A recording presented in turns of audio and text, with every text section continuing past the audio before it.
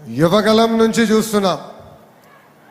ఉమ్మడి అనంతపూర్ జిల్లా జోషే వేరు, పౌరుషానికి మారు పేరు ఈ అనంతపురం గడ్డ.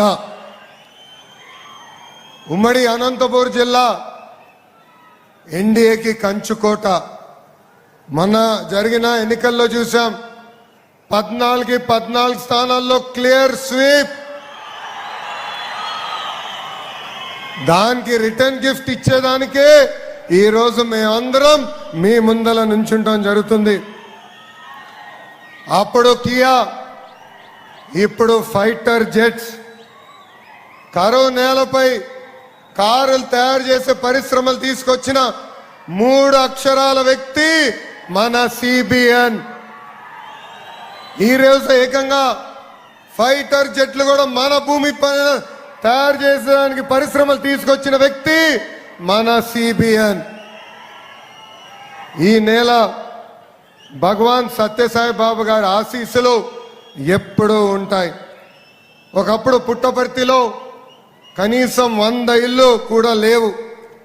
కానీ ఇప్పుడు పుట్టపర్తి ప్రపంచానికే ఒక అద్భుతమైన ఆధ్యాత్మిక కేంద్రంగా మారింది. 1991లో ఆనాడు బాబా గారు ఇక్కడ ఎయిర్పోర్ట్ కడుతుంటే చాలా మంది ఆశ్చర్యపోయారు. పుట్టపర్తికి ఎయిర్పోర్ట్ కావాలా అని ఆనాడు ప్రశ్నించారు. కానీ బాబా సత్యసాయి గారి విజన్ ఎంత గొప్పదో ఇప్పుడు మనందరం చూస్తాం జరుగుతుంది. ఆయన అనుగ్రహంతోనే ఎవరు ఊహించిన విధంగా ఫైటర్ జెట్ తయారు చేసే పరిశ్రమలు పుట్టపర్తికి ఎన్డీఏ ప్రభుత్వం తీసుకొచ్చింది. దేశంలో అనేక రాష్ట్రాల్లో డబుల్ ఇంజన్ సర్కారులు ఉన్నాయి. కానీ కేవలం ఒక్క రాష్ట్రంలోనే డబుల్ ఇంజన్ బుల్లెట్ ట్రైన్ సర్కారు ఉంది. అది మన ఆంధ్ర రాష్ట్రం. భారతదేశంలో నమో అంటే నరేంద్ర మోడీ గారు, కానీ ఆంధ్ర రాష్ట్రంలో నమో అంటే నాయుడుజీ మోడీజీ జోడీ. మోడీ గారికి, రాజ్నాథ్ సింగ్ గారికి, బాబు గారికి ముగ్గురికి ఒక కామన్ థింగ్ ఉంది. అదేంటో తెలుసా? ముగ్గురు 75 సంవత్సరాలు కుర్రోళ్ళు.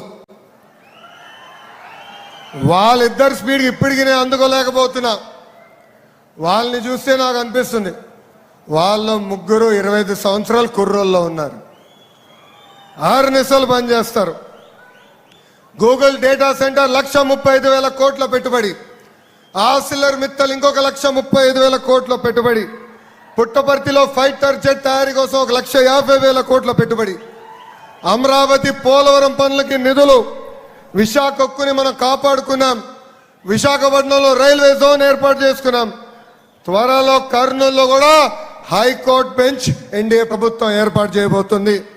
ఇవన్నీ సాధించామంటే దానికి కారణం నాయుడుజీ మోడీజీ జోడీ అని ఆంధ్ర రాష్ట్ర ప్రజలకి తెలియజేస్తున్నాం.